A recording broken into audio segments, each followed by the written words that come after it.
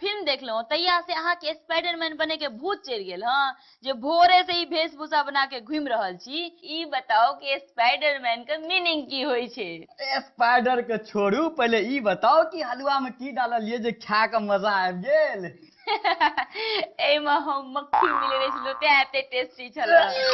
अयो हम मजाक करे छलो, आगे बुझाइए कि मैं मक्खी डाल सके छी। टेस्टी छले ना, मजा आबि गेल ना। लेकिन हम आगे बात में उलझे वाली नहीं छी। ई बताओ कि स्पाइडरमैन के मीनिंग की होय छे। स्पाइडर भौजी यही बताओ ना, हमरा नहीं मालूम छे। हमरा मालूम छला। अहाँ जी स्पाइडरमैन वाला अपन सूट बूट लगेने छी, ओहि पर देखियो ने की बनल छे मकड़ी यो।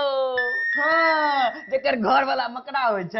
हाँ यो, घर वाली तो बहुत बुझे छी, अहाँ के इहा सब तो बुझा अबैया। त अब प्रोग्राम के आगा बढ़ाबै छी। हमर दर्शक सब देख रहल छै, हमरा सबके दुनू गोटा के तरफ से अहाँ सबके बहुत बहुत नमस्कार। त आज पहिलू कॉलर लाइन पर आबि चुकल छथि, हुनका सब बात कैल जाओ कि हुनकर की समस्या छनि।